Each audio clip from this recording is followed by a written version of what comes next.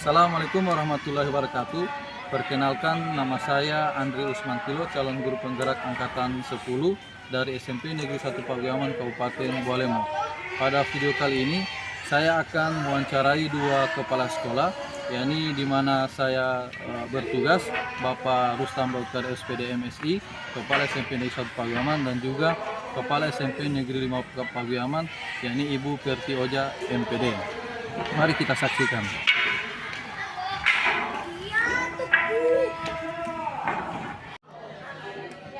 Assalamualaikum Bu. Waalaikumsalam warahmatullahi wabarakatuh. Ya Pak Andri.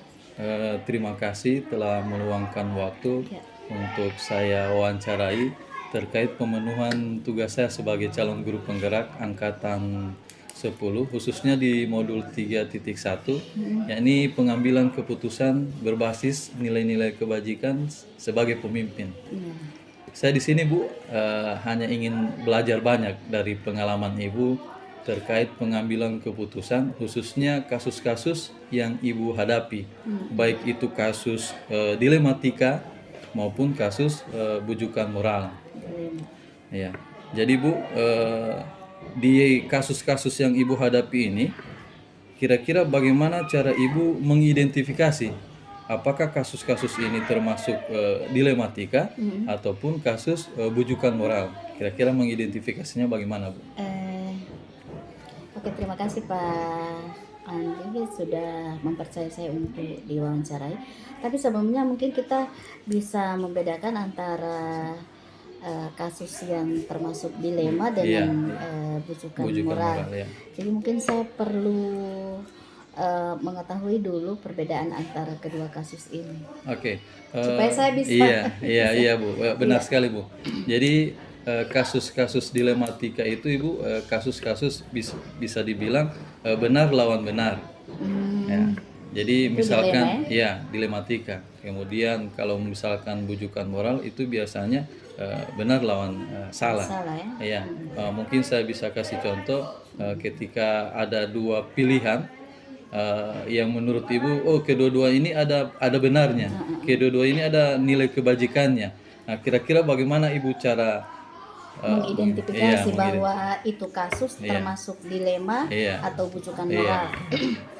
Mungkin kalau pengalaman saya, kalau misalnya kasus itu dia bertentangan dengan aturan, berarti itu masuk pada bujukan moral.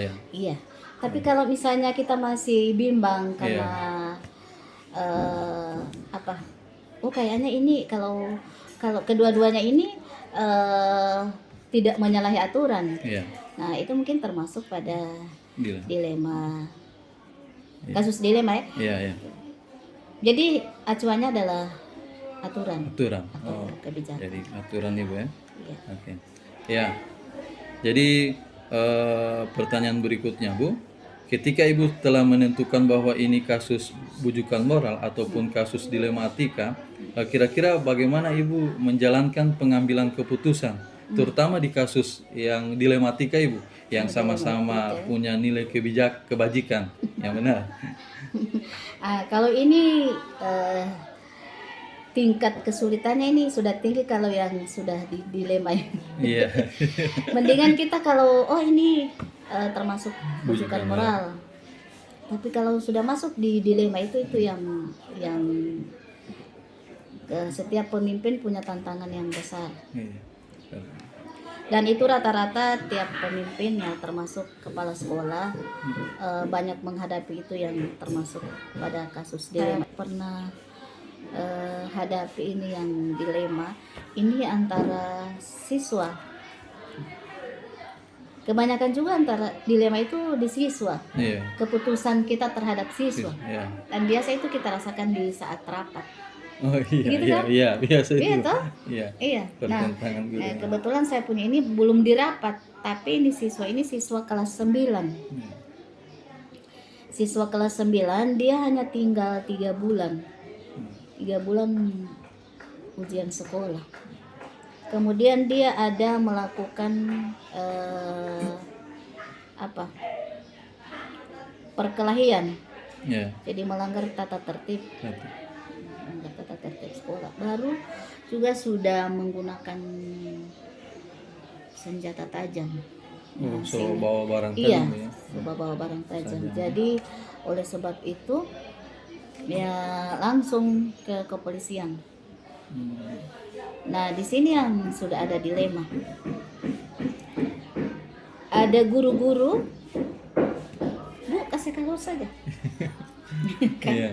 Kasih keluar saja. Oh, bagian-bagian sudah jangan ini dia bagian. Di sisi lain, sebagai kepala sekolah tentu tidak hanya memikirkan siswa ini kan. Iya. Kalau guru-guru yang mungkin ya siswa karena suka pala angin, suka bikin sakit. Tapi sebagai seorang pemimpin dia berpikir tentang nasib siswa di masa depan iya. ini bagaimana Iya, kan. iya. Jadi bukan cuma DPK pala angin itu, tapi bagaimana dia kalau apalagi dia tinggal 3 bulan. Tinggal 3 bulan. Jadi masa depan Ibu ya. Iya, itu. Terus juga sebenarnya apa yang disampaikan oleh guru-guru itu betul juga. Betul juga kan. Dan kasusnya itu bukan nanti itu, dan dia juga attitude-nya juga kurang baik sebenarnya. Terus kehadirannya juga. Nah kemudian jadi ini kan sudah ada dilema kan, Iya, mau iya. kasih keluar atau tidak. Atau tidak. Kalau mau kasih keluar tinggal 3 bulan. 3 bulan. Nah akhirnya yang saya ada ambil saat itu adalah undang komite, undang orang tua, BK. Kami ada melakukan apa namanya begitu ya, konferensi. Oke. Belum juga sampai di situ, tapi seperti itulah. Kemudian ada wali kelas, ada kesiswaan. Nah akhirnya ada kesepakatan bahwa anak ini tetap dia bisa terus lanjut dengan catatan orang tua harus mengawal dia selama 3 bulan ini, seperti itu. Nah itu alhamdulillah anak ini selamat. Oh, alhamdulillah ya. Iya, Jadi itu termasuk langkah-langkah yang Ibu ambil Iya, ketika iya. menghadapi kasus dilematika ya. mungkin seperti itu. Berbicara langsung dengan mungkin komite. Iya, jadi kemudian kita guru tidak BK. memutuskan sendiri, karena ini kan bersama. Iya, iya. Dan kita harus melibatkan beberapa pihak. Oke Bu, kemudian Bu, selain tadi yang Ibu jelaskan terkait dengan kasus dilematika, kemudian langkah-langkah Ibu menangani pengambilan keputusan dalam dilematika, kira-kira hal apa saja yang selama ini Ibu anggap penting dalam pengambilan keputusan kasus-kasus dilematika yang Ibu anggap penting, efektif? Efektif artinya kita mengacu di visi sekolah. Oh ya. Iya kan. Jadi visi sekolah kita ini ujung-ujungnya adalah lulusan siswa. Jadi itu Ibu ya. Kemudian jadi kalau visi sekolah berarti kan siswa. Iya. Jadi pada dasarnya yang kita pikir terakhir itu adalah siswa. Ujungnya sih Bu, ya? Iya, yang Iya. kita pikir terakhir itu adalah siswa. Apakah keputusan siswa ini, keputusan sekolah ini Iya. akan menguntungkan siswa atau tidak? Kemudian juga bagaimana dengan masa depan mereka? Jadi ada pemikiran jangka panjang juga. Iya, jangka Ya, panjang. dengan harapan ini kan jangankan siswa, orang dewasa saja kan tetap ada peluang untuk melakukan kesalahan kan. Iya, iya. Oke. Selanjutnya Bu, ketika Ibu menghadapi kasus-kasus itu dalam pengambilan keputusan, hal apa saja yang merupakan tantangan Ibu ketika ada kasus dilematika mau mengambil keputusan? Kira-kira tantangannya itu seperti apa Bu? Tantangan saya adalah diri saya sendiri, Pak. Diri sendiri. Karena kita ini sebagai diri sendiri dan sebagai di sisi lain kita adalah pemimpin. Ya. Sebenarnya kalau dari diri sendiri ya, saya juga sama dengan guru-guru. Kalau saya. Kalau Tapi ketika kita berdiri sebagai pemimpin, maka kita harus berusaha untuk berjiwa besar. Berjiwa besar. Iya. Jadi apapun mau guru marah, mau ada yang tidak Iya. suka dengan keputusan kita, yang penting keputusan itu bukan untuk apa, tapi untuk siswa.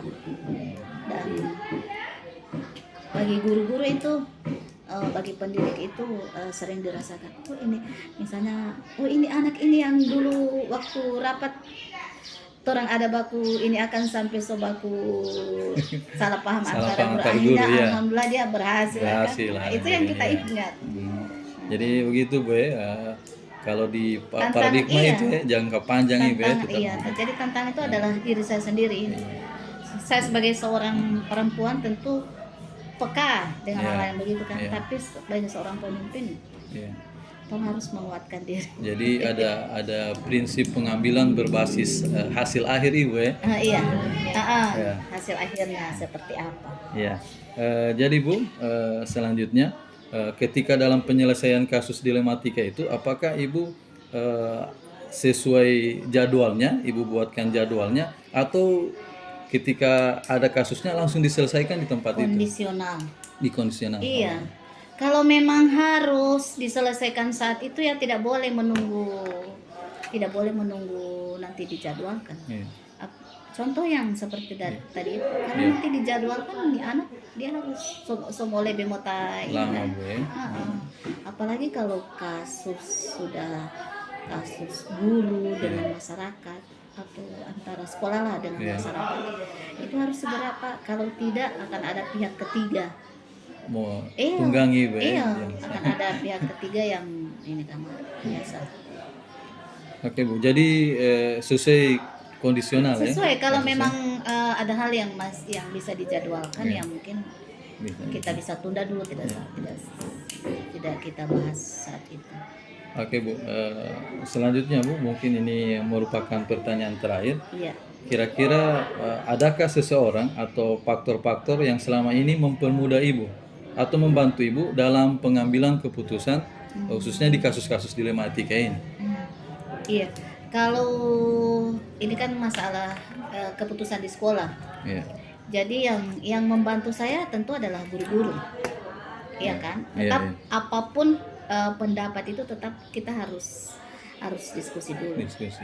Kemudian kalau memang sudah tidak bisa lagi mengambil keputusan dari hasil diskusi dengan teman-teman di sekolah, saya larinya ke pengawas. Oh gitu.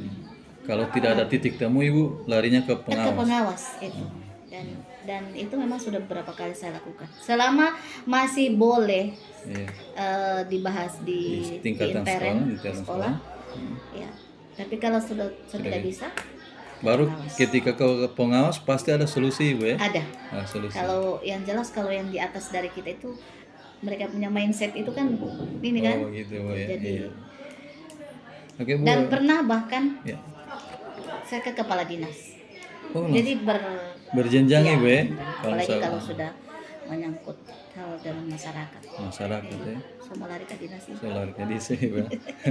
Jadi Ibu cara pengambilan keputusan itu secara intern dulu. Iya, secara Ketika intern. tidak ditemukan ke pengawas, bahkan ke kepala Iya, dinas. bahkan ke ya. yang lebih di atas. Iya.